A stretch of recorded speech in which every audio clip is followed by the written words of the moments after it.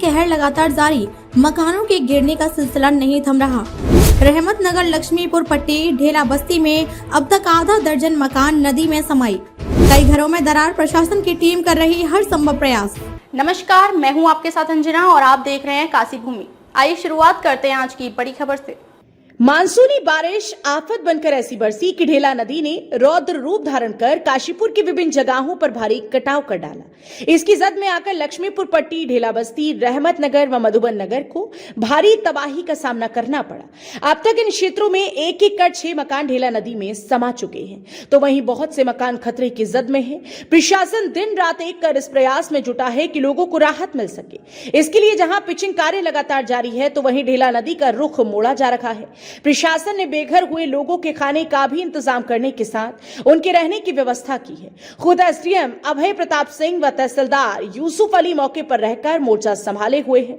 बीते रोज दोनों अधिकारियों ने ढेला नदी में उतरकर स्थिति का जायजा लिया। आज सुबह जब दोनों अधिकारी मौके पर पहुंचे तो उन्होंने सिटी न्यूज काशीपुर से बात की। मानसूनी बारिश आफत बनकर ऐसे बरसी कि ढेला नदी का रौद्र रूप एक बार फिर सामने आया। ये बहुत दिनों बाद, आज से करीब 30-35 साल पहले ढेला नदी ने ऐसा रौद्र रूप अपनाया था। ढेला बस्ती हो या रहमत नगर हो या मधुबन नगर हो या लक्ष्मीपुर पट्टी जहाँ हम मौजूद हैं, यहाँ के लोगों ने सपने में भी नहीं सोचा था कि ढेला के इस रौद्र रूप का हमें सामना करना पड़ेगा। एसडीएम अभय प्रताप जी लगातार मॉनिटरिंग कर रहे हैं, लगातार पिचिंग का कार्य हो रहा है।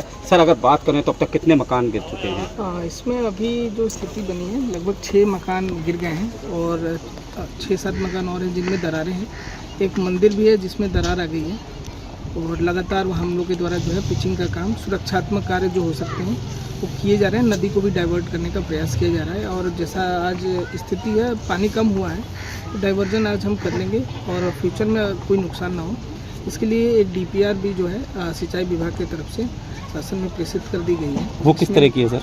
उसमें पूरे ढेले में इसमें बहुत सारे गांव हैं, जैसे बेत वाला है और आगे बेलजुड़ी है और ये ढेला बस्ती है जी, सारे जगहों पे सुरक्षात्मक कार्य होने के, यानी से चैनलाइज करने के लिए, चैनलाइज होने के लिए और प्रोटेक्शन वर्क, जहाँ आबादी है वहाँ पे कुछ सुरक्षात्मक कार्य जैसे पिचिंग का काम हुआ, दीवार बनाने का काम हुआ, ये सब प्रस्ताव गया हुआ है। लेकिन सर, योजनाएं बनती हैं लेकिन क्रियान्वित नहीं हो पाती, धरातल पर नहीं हो पाती। ऐसे में दर्द जो है, क्योंकि अगर 35 वर्ष पूर्व की बात करें तो यहीं के लोगों का कहना है कि तब नेता आते थे और योजनाओं की बातें करते थे कि आपके संग होगा, अगली बारिश चिंता मत करो।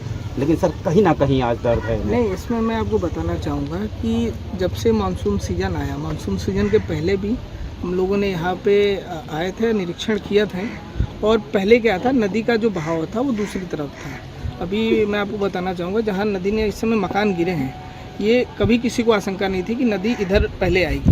पहले जो इसके जो बैक साइड के पोर्शन है, जो रोड के बगल का पोर्शन है, हम लोग को वहाँ खतरा लग रहा था। और इस समय चूँकि ढेला नदी में इतना पानी और इतनी सिल्ट आती है तो वो किधर की तरफ चली जाएगी वो पता नहीं चलता है। तो जैसा आपने बताया कि लगातार इसमें पूर्व में भी चीज़ें रही हैं, तो ऐसा नहीं है, पूर्व में काम किए गए हैं जगह जगह पे। और यहाँ जहाँ हम खड़े हैं ढेला बस्ती में भी पहले भी कार्य किया गया है, आगे भी पुल के आगे भी काम किया गया है और चीज़ें हैं जो इस समय जो वर्तमान की स्थिति है, इससे हमने जिलाधिकारी महोदय को भी अवगत करा दिया है और उनके द्वारा जो है इसकी मॉनिटरिंग की जा रही है। पर डे हम लोग सूचना भी भेजते हैं कि यहाँ पे कितने कार्य किए गए और आगे क्या प्लानिंग है। इसके अलावा जो हमारे लोग प्रभावित हैं उनके साथ हम रहने के लिए, उनके खाने के लिए व्यवस्था कर रखी है। ये सारी सूचनाएं हम लोग जिले में भी प्रेषित करते हैं जी। सर, 6 मकान गिर चुके हैं, ऐसे में क्या उम्मीद करें कि कोई और मकान ना गिरे? इस समय देखिए, आप देखे होंगे कि जब से जलस्तर बढ़ा है तब से हमारी टीम है यहाँ पे और शुरुआत से हम लोग प्रयास कर रहे हैं नदी को डाइवर्ट करने का, जो कि हो नहीं पाया, संभव नहीं हो पाया क्योंकि पानी का जलस्तर बहुत ज़्यादा था और इस समय जलस्तर कम हो गया है। और आप देख रहे होंगे कि मंदिर के पीछे भी हमने पिचिंग कर ली है और जो हमारा लगभग 70% पिचिंग का कार्य हो गया है, 30% का जो अभी कार्य चल रहा है। तो फ्यूचर में संभावनाएं तो अब कम है, लेकिन जो घर खतरे की जद में आ गए हैं उनको हम मॉनिटर करेंगे। उसमें टेक्निकल टीम भी अपना निरीक्षण करेगी कि हमको फर्दर खतरा है कि नहीं है। तो फिलहाल हमारा 2 चीज़ों पे काम चल रहा है, तो पानी को डाइवर्ट करने का और यहाँ पे जो सुरक्षात्मक कार्य हो सकते हैं वो करने का, और जो प्रभावित परिवार है उनको कोई दिक्कत ना हो। कल डॉक्टर की भी टीम आई थी और उन्होंने भी जो कुछ लोग अस्वस्थ थे उनका भी चेकअप किया गया, तो लगातार इसमें प्रयास कर। सर बात करें तो राहत के चेक कितने लोगों को बांट दिए गए? राहत के चेक नहीं, यहाँ पे दे देंगे।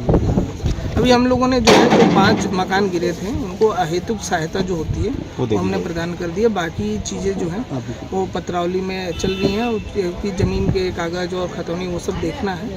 तो प्रथम हमारा प्रयास रहता है कि जो प्रभावित परिवार है उनको हम सुरक्षित रखें, और जो कार्रवाई वो हम अगले 1-2 दिन में करके जो भी नियमानुसार भुगतान है वो हम कर देंगे। तो ये थे हमारे साथ एसडीएम अभय प्रताप सिंह जी। और मैं यहाँ एक बात बता दूँ, प्रशासन की टीम लगातार मॉनिटरिंग कर रही है, लगातार नज़र बनाए हुई है, पिचिंग का कार्य किया जा रहा है। प्रयास ये किया जा रहा है कि ऐसी अब कोई दुर्घटना ना हो जिसमें किसी को अपना मकान खोना पड़े।